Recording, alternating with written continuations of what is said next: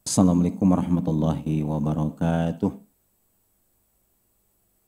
Mari kita awali pengajian kita pada malam hari ini dengan sama-sama membaca Ummul Kitab Al-Fatihah. A'udzubillahi minasyaitonirrajim. Bismillahirrahmanirrahim. Alhamdulillahirabbil alamin, arrahmanirrahim, maliki yaumiddin. Iyyaka na'budu wa iyyaka nasta'in. Ihdinas siratal mustaqim. Siratal ladzina an'amta 'alaihim waladdallin. Amin. Alhamdulillah, kita bersyukur pada Allah Subhanahu wa taala. Pada malam hari ini masih diberikan oleh Allah nikmatul hayah, nikmatul sihah, serta nikmatul faragh. Adanya keluangan waktu sehingga bisa kita gunakan untuk berada di majelis ilmu. Majelis yang insyaallah akan mendatangkan maghfirah dari Allah Subhanahu wa taala. Melanjutkan kajian kitab Al-Fiqh Al-Manhaji berkaitan dengan adab as-saum wa makruhatihi. Jadi bagaimana adab ketika kita melaksanakan ibadah saum dan juga ada perkara-perkara yang makruh. Kalau makruh itu artinya adalah yang sebaiknya kita tinggalkan karena dia akan merusak kesempurnaan ibadah saum kita. Ada beberapa adab. Pertama adalah ta'jilul fitri, yaitu menyegerakan berbuka. Jadi kalau sudah masuk waktu maghrib, waktu di mana kita sudah boleh untuk iftar. Iftar itu artinya adalah membatalkan puasa dengan makan dan minum. Itu namanya iftar.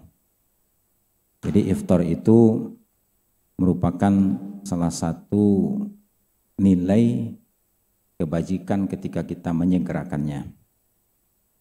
Dalam sebuah hadis rawahu Bukhari dan Muslim an Sahal bin Sa'ad radhiyallahu anhu anna Rasulullah SAW qala.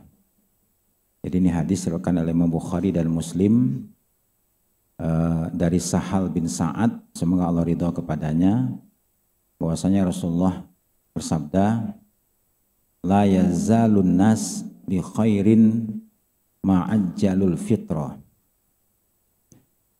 Jadi kata-kata la yazalun nas itu maknanya adalah selalulah atau senantiasalah manusia itu berada dalam kebaikan selama mereka itu menyegerakan berbuka. Jadi menyegerakan berbuka itu bukan semata-mata karena perut kita lapar dan ingin segera dituntaskan rasa lapar dengan makan dan minum, tetapi ada sebuah nilai ubudiyahnya. Apa nilai ubudiyahnya? Yaitu adanya pesan dari Rasulullah SAW. Jadi kita melaksanakan menyegerakan berbuka itu bukan kita tidak sanggup untuk sholat dulu. Ya, bisa saja seseorang itu kuat untuk sholat maghrib, bahkan mungkin sampai isya pun masih kuat dia. Tapi persoalannya di sini adalah karena ini ada suatu perintah, ya, jadi suatu isyarat dari Rasulullah SAW agar kita mendapatkan nilai-nilai kebaikan. Itu maknanya. Jadi la yazalun nas, kata-kata mazala itu artinya adalah selalu. Ya, selalu. Jadi selalulah orang atau manusia berada dalam kebaikan selama mereka itu menyegerakan berbuka. Wal afdal ayyuftira ala rutabin aw tamrin fa illam yajid fa alama. Dan yang paling afdal, nah ini keterangan dari penulis ya, dari ulama mengatakan yang afdal itu adalah rutab, ya, korma yang masih muda tapi udah manis, ya, rutab, atau tamar, ya, korma yang sudah kering. Maka kalau tidak ditemukan rutab ataupun tamar, maka boleh dengan air, ya, fa illam yajid fa ala ma'in. Nah, jadi di sini kita lihat bagaimana berbuka yang afdal itu. Nah, kemudian barulah diteliti orang, kenapa rutab atau korma ini yang diprioritaskan. Nah, kalau kita sering mendengarkan ceramahnya dokter ya, dia dokter ya, namanya Zaidul Akbar ya.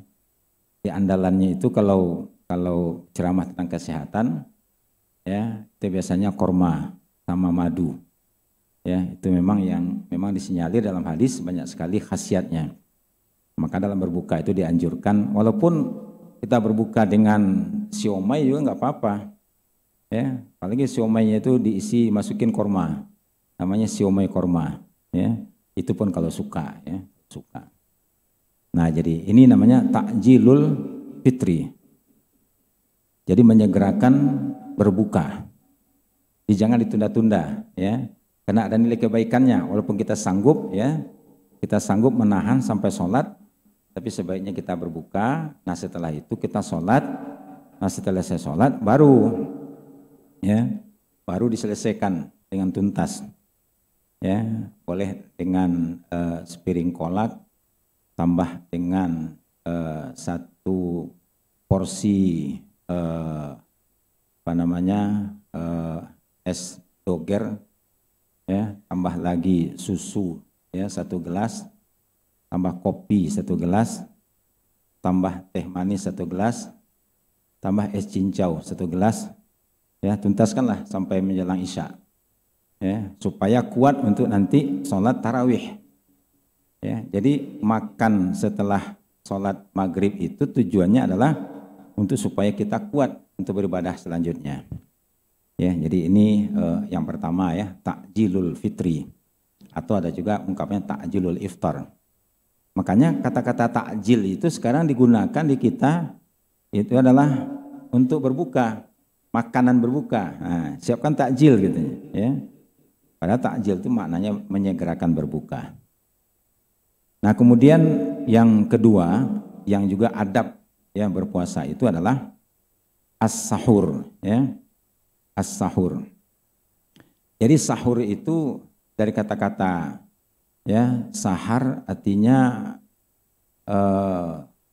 tengah malam menjelang, jadi sudah menjelang subuh. Ya, jadi sahur itu kan kayaknya kan orang-orang yang gemar bertahajud, wabil ashari hum yastaghfirun. Di waktu sahur mereka itu meminta ampun kepada Allah. Itu sepertiga malam terakhir.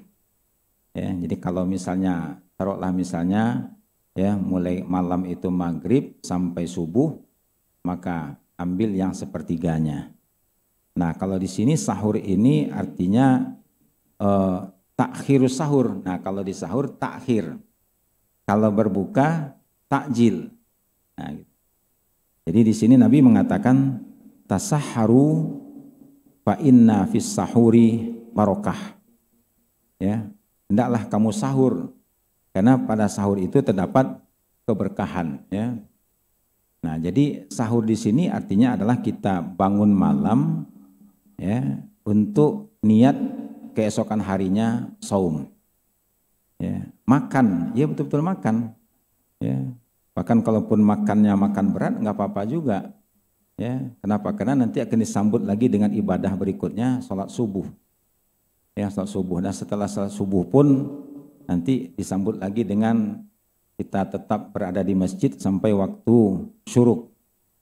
Ya, lalu kemudian istirahat sejenak sampai waktu duha. Ya, kalau tidak ada pekerjaan yang lain karena ingin niat itikaf di masjid, bisa lanjut sampai zuhur. Nah, cuman masalahnya kalau itu dilakukan antara ba'da zuhur sampai asar itu biasanya tidur lelap. Ya, nah itu aja masalahnya. Ya, makanya sebaiknya kita melaksanakan aktivitas sebagaimana biasa. Kecuali 10 malam terakhir. Kalau 10 malam terakhir, walaupun disebut malam, itu termasuk siang juga. Ya, karena itikaf itu kan maknanya kan berada di masjid di 10 malam terakhir itu siang malam. Kalau dapat 24 jam. Ya, nah cuma kadang-kadang kita kan malamnya saja. Ya, mana Pak mau itikaf di masjid As-Sofia? Kenapa pilihannya sana? Makanannya enak.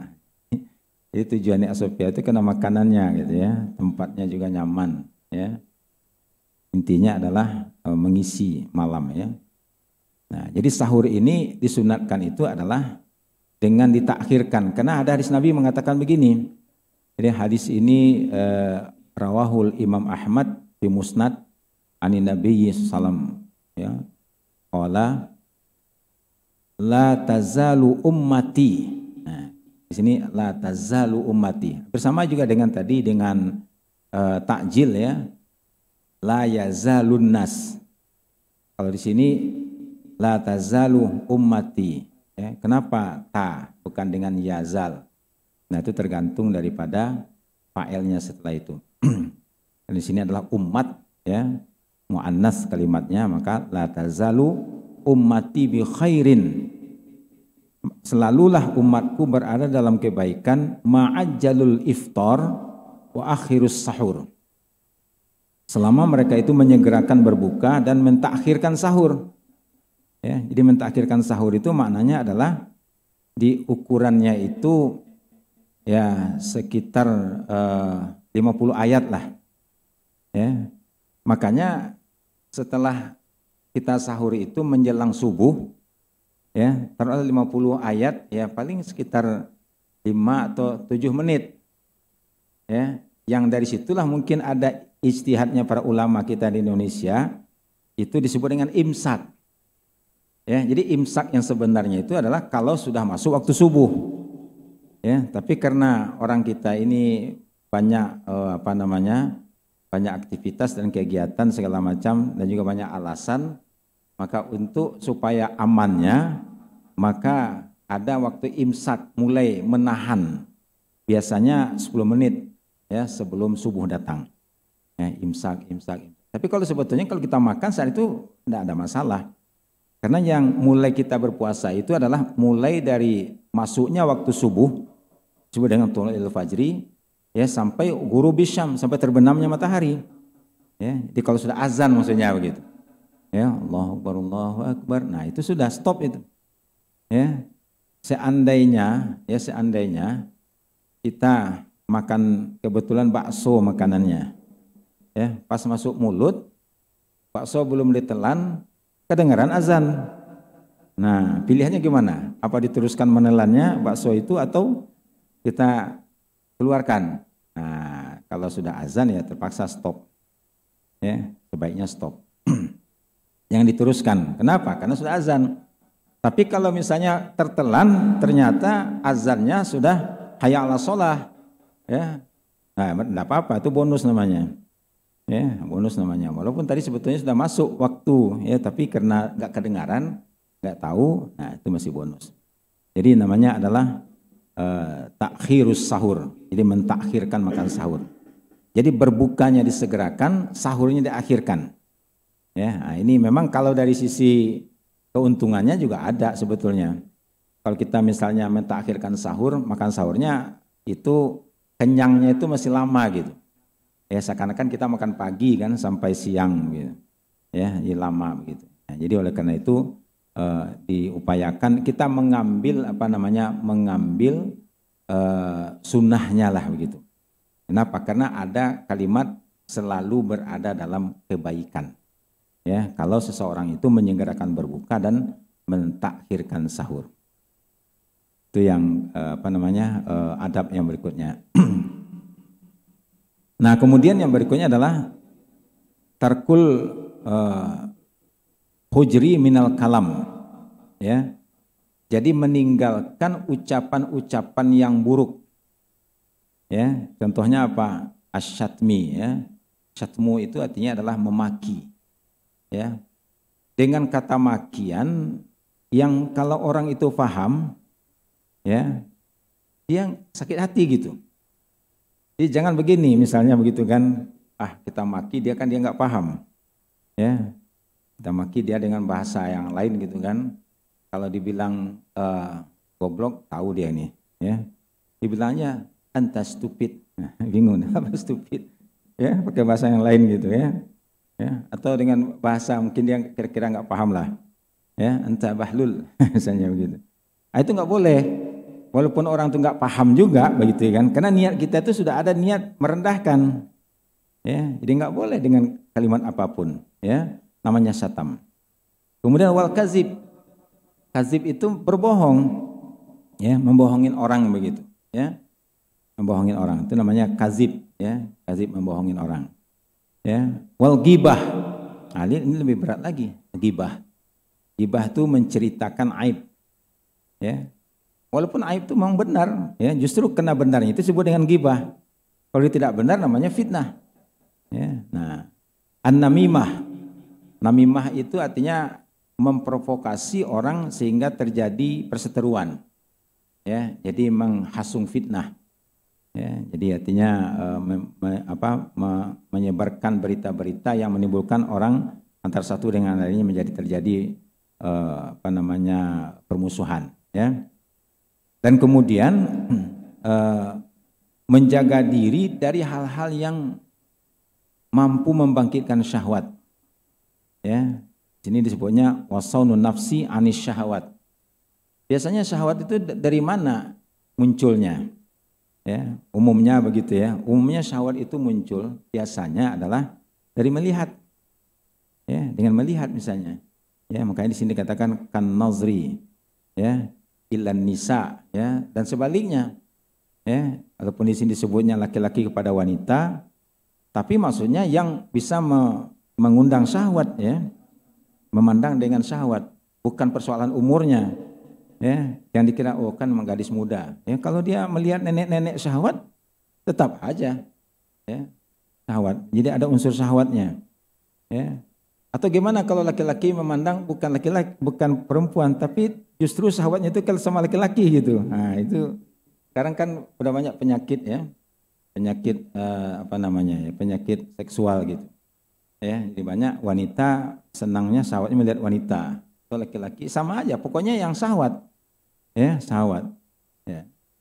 Walaupun yang dilihat itu bukan orang, ya, tapi gambar, ya, tapi mengundang syahwat, enggak boleh juga, ya. Ini kan yang dilarang kan cuma laki-laki, ya, memandang wanita, ya. Terus kalau kita melihat film, gambar-gambar yang bisa membangkitkan syahwat boleh enggak? Ya, ya sama aja, pokoknya yang mengundang syahwat. Begitu juga misalnya pendengaran, ya. Ya, di sini sebutnya wasima'ul ghina, mendengarkan nyanyi-nyanyi lagu-lagu yang bisa mengundang syahwat. Ya, tapi kalau nasyid misalnya begitu, ya enggak apa-apa, ya, karena tidak mengundang syahwat. Nah, di sini ada satu hadis, ya, dari Rawahul Bukhari, ya. Bahkan di sini disebutkan juga nomor hadisnya. Ya, dalam kitab Sahih Bukhari yang sekarang itu sudah ada nomor hadisnya. Hadis yang ke-1804, ya. Kalau bagi ulama hadis, ya, kalau cuma 1000-2000 hadis itu biasa, ya. Biasa bagi mereka. Kenapa? Karena hafalnya itu biasanya adalah lebih dari 300.000 hadis. Ya, Al-Hafiz Ibnu Hajar Al-Asqalani misalnya. Ya. Nah, jadi itu 300.000 hadis lebih. Kalau Imam Musnad, ya, Imam Ahmad bin Hambal, ya, itu hafalnya 1 miliar, ya. Gimana itu? Bisa nggak gitu? Tapi kalau kita perhatikan, ya mungkin saja, ya, mungkin saja terjadi. Kita baru melihat ada orang Indonesia kan, namanya Ustadz Adi Hidayat, kan itu lihat hafalannya. Ya, Al-Quran saja hafal 30 juz, ya, sampai baris-barisnya, sampai posisi di mana tahu dia. Ya, nah, itu kan artinya ada orang-orang dahulu. Ya, apalagi waktu dulu itu memang nggak ada yang merusak hafalan. Ya. Nah, makanya dalam hadis ini Nabi mengatakan an Abi Hurairah radhiyallahu anhu qala Rasulullah sallam man lam yada qaulaz zur wal amila bihi falaisa lillahi hajatun fi ayyada'a ta'amahu wa syarabahu.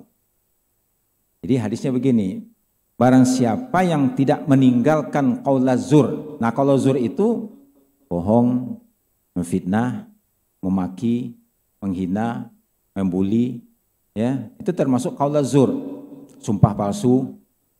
Atau misalnya kebetulan ada seseorang menjadi saksi di pengadilan. Hari Ramadan lagi, ya, siang-siang Ramadan, dia jadi saksi. Lalu kemudian dia bohong, ya, membohongi gitu, ya, melakukan kata-kata bohong. Ya. Nah, itu kata Rasulullah dalam hadis ini, malam yada qaulaz zur wal amila bihi, tapi melakukannya, falaisa lillahi hajatun fi ayyada'a ta'amahu wa syarabahu. maka Allah tidak berkehendak ya dari dia meninggalkan makan dan minum. Maksudnya puasanya itu bagi Allah nggak perlu. Padahal pada hadis sebelumnya dikatakan bahwasanya ya as-saumu li fa innahu li wa ana jazibih ya. Puasa itu untukku dan aku yang akan membalasnya. Ya, begitu Allah mengapresiasi orang yang berpuasa. Tapi ketika orang yang berpuasa ini tidak meninggalkan qaulazur, dia itu berbohong, dia menipu, ya, dia kemudian mengatakan kata-kata yang merendahkan, meremehkan orang, maka puasanya itu nggak ada nilainya, itu maknanya. Ya, nggak bernilai di sisi Allah Subhanahu Wa Taala. Jadi makanya ini barangkali diingat kalau Rasulullah kam min saimin laisa lahu min siyamihi ilal ju' wal atash. Betapa banyaknya orang-orang yang berpuasa, tapi dia tidak mendapatkan nilai dari ibadah puasanya itu. Ya, yang didapatkan hanya apa? Lapar dan dahaga saja. Ya, jadi artinya secara nilai ibadah puasanya nggak ada sama sekali. Ya, jadi tidak ada artinya lah begitu. Ringan. Kalau nanti ditimbang, ya itu tidak ada nilainya. Ya, makanya kita Ramadan ini kita betul-betul kita jaga begitu. Ya, jadi bukannya sekedar makan dan minum saja, tapi bagaimana kita menjaga pandangan kita, pendengaran kita, ucapan kita, nah itu kita jaga jangan sampai merusak ibadah puasa yang kita lakukan menjadi ibadah puasa yang sia-sia. Ya. Nah kemudian adab yang berikutnya ini kalau terjadi ya apa namanya hubungan suami istri namanya janabah ya, maka al-iktisal anil janabah qabla al-fajri ya. Jadi supaya apa? Liyakuna ala tuhrin min awalis saum. Ya, jadi maksudnya supaya ketika dia berpuasa itu dalam keadaan suci. Ya, walaupun kalau seandainya terbangunnya adalah ya sudah sahur nih. Ya, rupanya karena pengantin baru kan. Ya, habis sahur itu ya dia melakukan hubungan suami istri ya.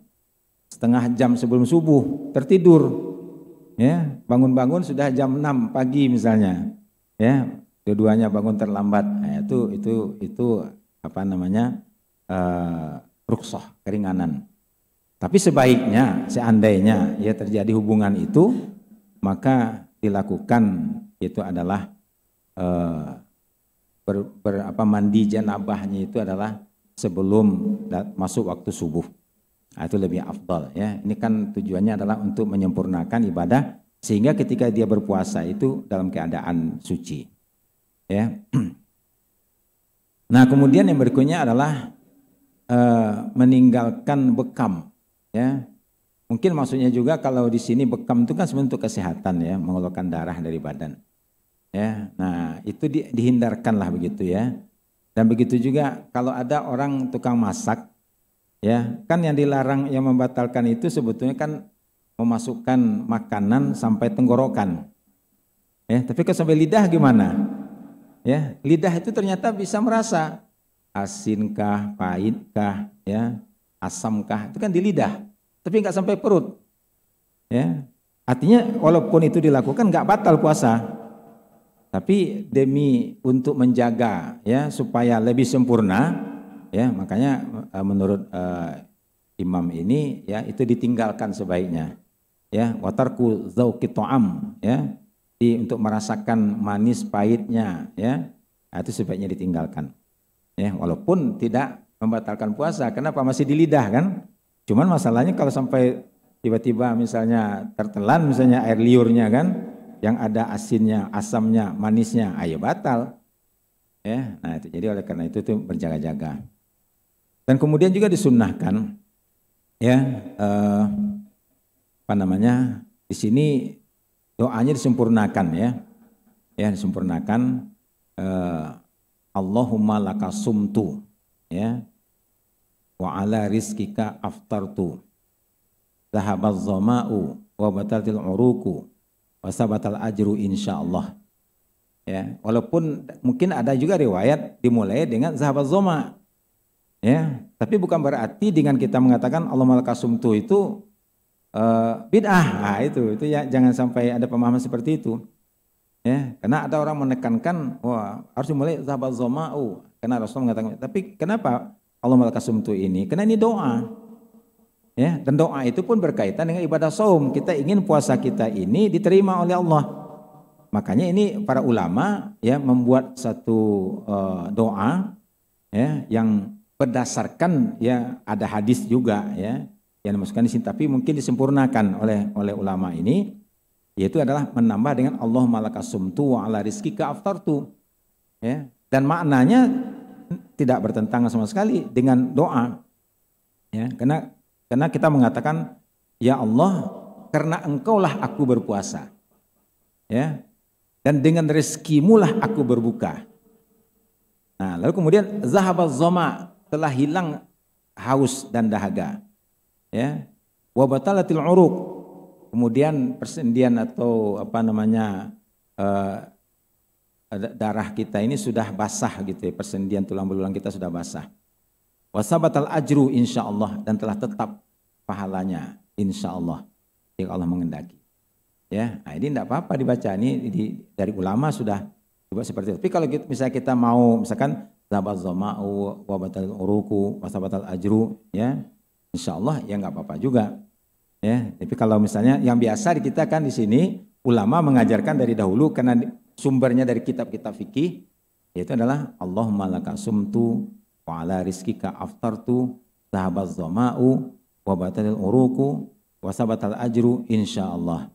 Ya, nah ini. Jadi ini artinya adalah doa. Jadi berdoa ketika kita, dan tapi bagusnya itu supaya kita benar ya, tidak bohong gitu ya. Kan di sini kan kalimatnya aku telah berbuka. Ya, dan kemudian telah hilang haus dan dahaga.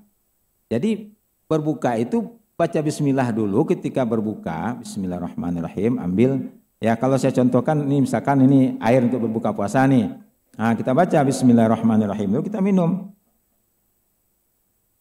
Nah, setelah itu kan terasa hilang dahaga tuh. Ya, hilang dahaga. Baru kita katakan zahabaz zama'u wa batal uruqu gitu. Wasabatal ajr insyaallah. Jangan kita masih haus, kita katakan doa ini. Ya, enggak benar itu. Nah, itu. Walaupun Allah juga tahu ya. Ya, bagi Allah tidak dipersoalkan ya. Cuman dari sisi membahasakannya tidak tepat. Ya, kenapa? Karena kita belum makan, belum minum. Ya, jadi doa Allahumma lakasumtu ini dibaca setelah berbuka. Ya, di doa setelah kita berbuka dulu, ya, kita basahi dululah kerongkongan kita ya dengan tidak usah banyak-banyak ya. Dengan 1 gelas jus ya. Misalkan jus jeruk misalnya. Ya, nanti tambah lagi 1 gelas lagi jus stroberi, ya, atau nanti tambah lagi 1 gelas lagi jus pineapple, nanas misalnya gitu kan, ya kalau mau gitu kan, ya tapi kan nanti sakit perut nanti, habis itu nanti ke toilet ya, karena perutnya tidak terima, ya kerongkongan terima tapi perut kadang-kadang nggak terima. Nah jadi itu artinya di sini adalah membaca doa intinya sebagai bentuk syukur kita kepada Allah. Nah setelah selesai makan baru kita baca ya alhamdulillahilladzi, ya kita mengucapkan alhamdulillah ya yang telah dimana Allah telah memberikan kita minum dan kita memberikan kita makan ya.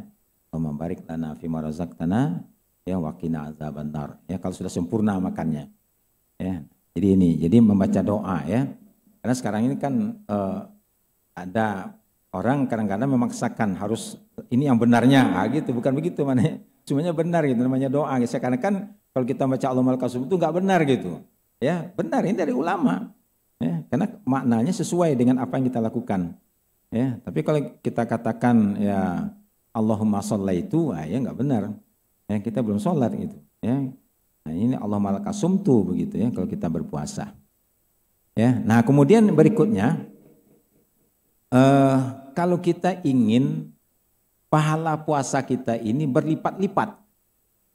Ada caranya begitu ya, cara yang praktis.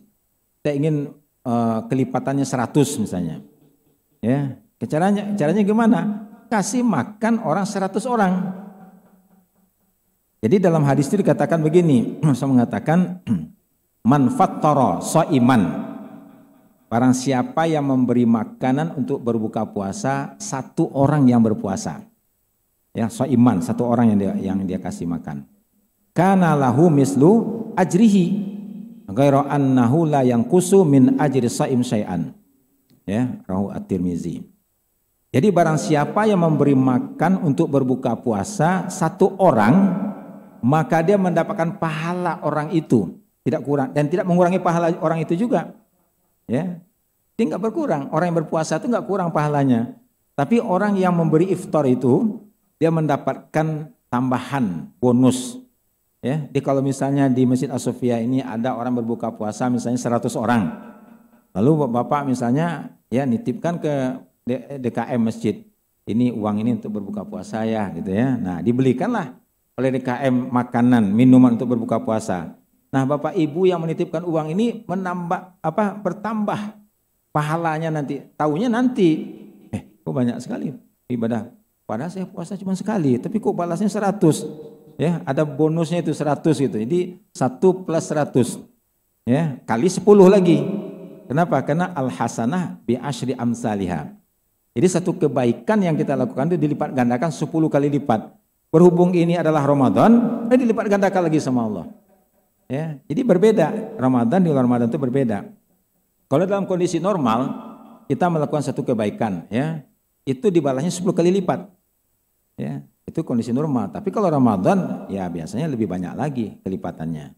Ya, bahkan sampai yang tidak kita terduga. Nah, oleh karena itu sisihkan mulai dari sekarang ini kan tinggal menghitung hari nih. Ya, nah siapkan uang khusus untuk berbuka puasa. Ya, di mana saja, ya enggak mesti di sini, di mana saja Bapak Ibu berada, ya siapkan untuk makan itu berbuka puasa. Kirim ke masjid-masjid, kirim ke tempat orang berbuka puasa. Berapa orang yang banyak di situ berbuka puasa? Nah, Bapak Ibu mendapatkan tambahan pahalanya. Ya, jadi berlipat-lipat ganda pahalanya. Karena Ramadan itu disebut dengan Syahrun Mubarak, bulan penuh dengan keberkahan. Berbeda nanti dengan luar Ramadan. Ya, kalau Ramadan udah lain lagi nilainya.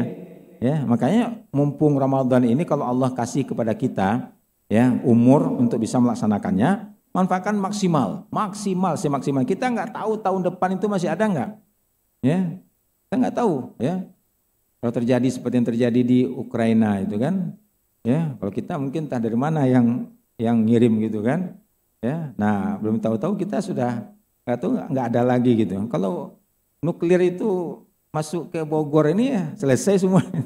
Ya, satu nuklir misalnya masuk ke Bogor ini udah habis kita. Ya, nah itu jadi kita nggak tahu apa yang terjadi kan sekarang dunia ini kan sudah kalang kabut sekarang ini. Ya, perangan dari Soviet ke Ukraina ini udah melibatkan negara-negara. Ya, nah ini kan apalagi ini Mas Putin ini kan dibantu oleh negara-negara Islamnya gitu kan, nah gitu. Nah, sementara yang Ukraina ini negara Yahudi, nah itulah nanti apa yang terjadi. Ya, sementara di India juga umat Islam diperlakukan buruk, ya, belum lagi di Palestina dan macam-macam. Ya, ini kondisi luar biasa nih dunia sekalian. Nah, kita nggak tahu sampai tahun depan itu, apakah semakin aman atau semakin panas. Makanya manfaatkan Ramadan tahun ini betul-betul. Kalaupun terjadi, nah dosa kita sudah habis, ya, sudah habis tuh. Karena Nabi menjanjikan man shoma Ramadhana imanan wa ihtisaban ghufira lahu ma taqaddama min dzambi. Kalau kita nggak ada dosa, ya, maka otomatis rahmat Allah akan Allah berikan. Ya, kalau rahmat Allah berikan kepada kita, maka ujungnya adalah balasnya adalah surga. Yang semua kenikmatan yang ada di dunia ini kalau dibandingkan dengan surga hanya ibaratkan setetes air yang ada di ujung jari. Di mana itu kenikmatan yang kita kejar sekarang ini yang dengan segala macam upaya daya tenaga, ya itu cuman di ujung air yang ada di ujung jari. Bayangkan gimana itu kenikmatan, ya surga yang begitu dahsyat yang bisa kita dapatkan ini dengan sebulan ini. Ya, sebulan ini kalau kita sungguh-sungguh betul-betul, ya apalagi nanti ada kita menambah lagi dengan memberi makan orang berbuka puasa, kita kirim makanan ya sebanyak-banyaknya orang berbuka puasa, bertambah puasa kita. Ya, nah ini adalah untuk menambah ya kita. Ya, itu namanya adalah adab ya. Kemudian berikutnya adalah wakasratus shadaqah wa tilawatil Quran wa mudarasatihi wal i'tikaf fil masjid la siyama fil ashri al akhir min Ramadan. Nah, jadi di sini sedekah ya. Jadi sedekah di bulan suci Ramadan ini berbeda dengan sedekah di luar Ramadan. Ya, jadi rugi sekali kalau ada orang yang punya uang berlebih di bulan suci Ramadan tidak digunakan untuk bersedekah. Ya, ini bukan zakat ya, di luar zakat. Ya, jadi sedekah. Ya, Nabi pernah menyatakan dalam salah satu hadis ya, beliau ditanya ya, An Anas radhiyallahu anhu qila ditanya, "Ya Rasulullah, ya fa yusadaqah afdal. Sedekah yang bagaimanakah yang paling afdal?" Rasul mengatakan qala sadaqatun fi Ramadan. Ya, sedekah di bulan suci Ramadan. Itu yang paling afdal. Walaupun kita tahu di luar Ramadan sedekah itu dilipat gandakan 700 kali lipat. Ya. Masalul ladzina yunfikuna amwalahum fi sabilillahi kamathali habbatin ambatat sab'a sanabila fi kulli sumbulatin mi'atu habbah. Ya. Jadi diibaratkan seperti pohon yang mempunyai cabang-cabang tangkai ya, 7 tangkai, tapi setiap tangkai itu 100 buahnya. Itu normal ya, dalam kondisi normal itu, kondisi biasa. Ya. Kalau dalam bulan Ramadan itu dia lebih lipat gandakan lagi. Makanya kalau ada orang yang akan menyesal ya, dalam Quran itu digambarkan penyesalan karena tidak sempat bersedekah. Laula akhartani ila ajalin qarib fa asaddaq wa aqum minas salihin. Ya, seandainya bolehlah ditangguhkan agak sejenak, maka aku akan bersedekah. Nah, bayangkan gitu. Bersedekah. Kenapa? Karena pahalanya itu berlipat-lipat. Ya, sementara kalau sudah meninggal kan nggak bisa lagi. Ya, itu pun kalau anak kita anak yang soleh yang mengerti apa yang terbaik buat orang tuanya, bersyukurlah orang tua. Ya, kalau ada misalnya ada anak misalnya kan setiap dia gajian, ya dia sisihkan misalnya berapa persen terserah lah begitu kan. Nah, ini untuk ayah saya. Nah, ini dia niatkan kalau dia pergi ke masjid, ya lewat keropak itu kan dia tahan dulu, ini untuk ayah ibu yang sudah meninggal. Nah, nanti yang satu lagi, ini baru untuk saya. Ya, jadi itu kalau anak yang mengerti bahwa orang tuanya itu sudah membutuhkan, ya sedekah dari anak yang masih hidup begitu. Ya, nah itu jadi bersedekah diperbanyak. Dan kemudian tilawatul Quran, wa mudarasah, tidak mudarasah itu yang mempelajarinya. Rasulullah SAW selama Ramadan itu beliau itu jadi semacam mendengarlah ya, jadi mendengarkan tasmi ya, jadi beliau membaca, nanti Jibril menyimak ya, ganti-gantian lah barangkali ya, kita nggak tahu apakah Jibril membaca, Rasul menyimak, membaca nanti malaikat Jibril yang menyimak gitu. Itu selama Ramadan ya, jadi dia murojaah, kalau bahasa kitanya murojaah lah itu, murojaah dengan malaikat Jibril ya selama Ramadan ya. Makanya bulan Ramadan juga dikenal dengan Syahrul Quran. Ya, bulannya Al-Quran begitu. Karena memang di bulan suci Ramadan inilah diturunkannya Al-Quran. Ya. Syahrul Ramadan alladzi unzila fihil Quran. Jadi Al-Quran secara utuh itu dari Lauh Mahfuz itu diturunkan ke sama'id dunia namanya begitu ya. Ya, nah sebelum langitnya dunia lah begitu. Sebelum diturunkan bertahap. Ya, nah kalau diturunkan bertahap itu ya itu lebih kurang ya berapa tuh 22 tahun begitu ya. Nah, diturunkan kepada Rasul secara bertahap, mulai daripada surah Al-Alaq 5 ayat dulu, kemudian nanti surah Al-Muzammil, Al-Mudaththir dan lain-lain dan seterusnya. Nah, itu lebih kurang 20 tahun. Tapi kalau secara utuh ya, Al-Qur'an itu 30 juz dari Lauh Mahfuz. Nah, itu di bulan suci Ramadan ya diturunkan. Nanti baru kemudian bertahap ya malaikat Jibril. Nah, oleh karena itu Ramadan ini kita isi ya dengan memperbanyak membaca Al-Qur'an. Kalau bolehlah begitu kan ya. Kalau hari biasa one day one juz misalnya kan. Nah kalau Ramadan itu one day 5 juz. Nah jadi setiap ba'da sholat fardu ya sempatkanlah agak setengah jam ya untuk membaca dengan murattal. Kalau kita membaca dengan murattal itu 1 juz itu kan 10 lembar ya. 10 lembar kalau Quran pojok itu, karena rata-rata Quran sudah dibuat seperti pojokan itu.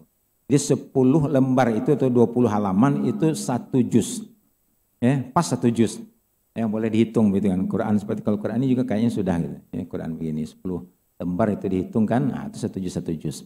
Nah kalau kita targetkan misalnya pada subuh misalnya, ya pada subuh kalau memang agak panjang ya jangan 1 juz lah, 2 juz, nah gitu kan. Nanti kemudian pada zuhur ya, nah 1 juz lagi, pada asar 1 juz lagi, pada isya 5. Ya karena maghrib biasanya waktunya singkat ya. Nah, tapi boleh juga gitu, karena bulan puasa biasanya prioritasnya makan dulu. Ya, nah jadi ini namanya adalah tilawatul Quran ya. Nah, kemudian baru itikaf 10 malam terakhir. Jadi 10 malam terakhir itu kita gunakan untuk beritikaf di masjid. Bukan pindah tidur. Ya, bukan pindah tidur. Nah, hanya saja 10 malam terakhir itu godaannya apa? Pertama, godaan diskon besar-besaran di mall. Jadi orang kadang-kadang lebih cenderung berada di mall gitu karena diskonnya besar-besar. Ya.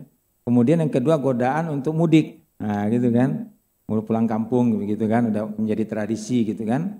Nah, jadi sehingga akhirnya hanya masjid juga tidak terlalu ramai ya. Tapi alhamdulillah kalau di Asopia ini sampai 200-300 itu yang itikaf ya di sini. Ya, nah itu jadi itikaf ya di Ramadan. Nah, kemudian yang makruh, nah apa? Di sini ada sekali makruhnya. Al makruhat asyam. Ya. Jadi yang makruh itu tentu yang bertentangan ya dari apa yang tadi disebutkan. Misalnya menyegerakan berbuka, ini berbukanya ditelat-telatkan. Atau sahur misalnya, kita akhirkan sahurnya ba'da isya misalnya, sahur dulu lah niat sahur. Nah nanti akhirnya terjadi apa? Di waktu sahurnya malah nggak bangun. Ya. Jadi sebetulnya kalau yang paling bagus itu adalah waktu sahur itu kan mulai daripada tengah malam sampai akhir. Ya, dan puncaknya di sepertiga malam terakhir itu. Kenapa? Karena dalam hadis itu Allah ya turun ke langit dunia. Ya, bagaimananya itu kita serahkan kepada Allah ya. Kita tidak bisa berimajinasi begitu ya. Nah, disitulah Allah kemudian menyuruh hamba-hambanya, wahai hambaku yang berdosa, aku ampuni. Ya, mintalah, aku akan kasih. Ya, itu di sepertiga malam terakhir. Itu saat yang paling mustajab untuk kita bermunajat kepada Allah Subhanahu wa taala. Ya, dan kemudian kita tinggalkanlah yang bisa membatalkan nilai ibadah puasa kita seperti ghibah, namimah, ya, dan lain-lainnya, ya ucapan-ucapan tidak bermanfaat. Nah, ini beberapa hal yang kita bahas pada malam hari ini, itu tentang adab-adab ya ketika kita berpuasa. Semoga ibadah puasa kita ini menjadi ibadah yang lebih sempurna, lebih baik dari tahun-tahun sebelumnya, dan kita jadikan seakan-akan ini adalah Ramadan terakhir dalam hidup kita. Ya, kita maksimalkan. Demikian wabillahi taufik wal hidayah. Assalamualaikum warahmatullahi wabarakatuh.